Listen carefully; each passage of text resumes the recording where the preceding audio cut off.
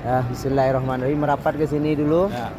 Bismillahirrahmanirrahim. Assalamualaikum warahmatullahi wabarakatuh. Assalamualaikum warahmatullahi wabarakatuh. Sehat semua? Alhamdulillah. Semangat ya tentunya ya. Insya Masya Allah, Allah. tabarakallah. Nah, alhamdulillah di kesempatan pagi ini kita insya Allah akan berkunjung berziarah sekitaran Masjid Nabawi ya. Dimana di sekitaran Masjid Nabawi ini banyak tempat-tempat yang perlu jemaah umroh dan jemaah haji itu ketahui untuk kita bahan oleh-oleh ke Indonesia. Karena kenapa? Oleh-oleh kita ke Indonesia itu oleh-oleh yang terbaik adalah sejarah.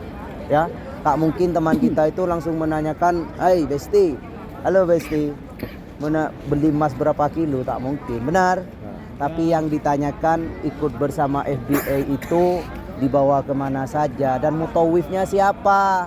Oh, mutawifnya Ustadz Amir yang viral di TikTok itu ternyata nggak dibawa kemana-mana. Rugi dong kan, kita bayar mahal-mahal nggak dibawa kemana-mana. Nah, para jemaah, para tamu Allah dan para tamu Rasulullah, pertama kita mengenal dahulu tentang Masjid Uwamamah. Nah, ini adalah Masjid Uwamamah. Nih Masjid Uwamamah ini atau yang disebut dengan Masjid Awan. Ya. Masjid Awan. Kenapa dinamakan dengan Masjid Awan dan sampai saat ini masjid ini masih ada? Tentunya perlu pertanyaan kan? Kenapa masjid ini sampai saat ini berdiri, tidak dirobohkan? Ini dahulu sejarahnya begini. Buat oleh-oleh ke Indonesia ya. Sejarahnya begini. Dahulu Rasulullah Sallallahu Alaihi Wasallam di tempat ini semua lapangan Pak, sampai ke sana itu lapangan ya.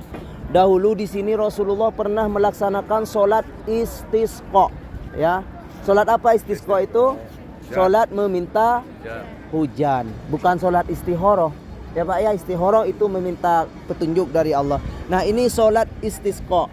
Di mana pada saat itu di Madinah ini musim apa tuh? Dilanda musim kekeringan yang agak panjang. Maka di sana Rasulullah beserta sahabat-sahabatnya melaksanakan sholat istisqa. Ya. Nah, pada saat pelaksanaan sholat istisqa, Rasulullah itu melihat para sahabatnya itu kepanasan. Akhirnya Rasulullah di sana meminta kepada Allah untuk didatangkan sebuah awan, dan seketika itu awan itu datang menaungi para sahabat-sahabat Rasulullah.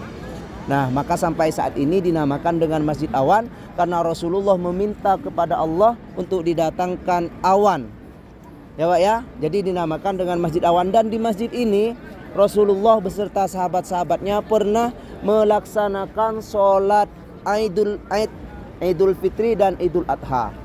Jadi pernah melaksanakan sholat Idul Fitri dan Idul Adha.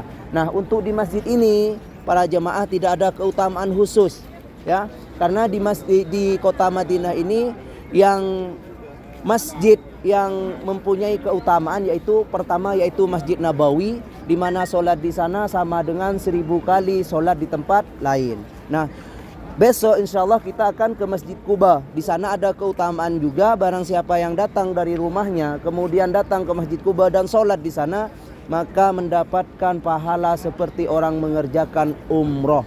Tapi jangan salah paham. Ya, salah paham di sini. Bukan orang yang sholat di Quba lalu gugur umrohnya, tidak. Cuman pahalanya saja sama dengan kita melaksanakan ibadah umroh. Mungkin ada yang perlu hal ditanyakan? Ya, sudah?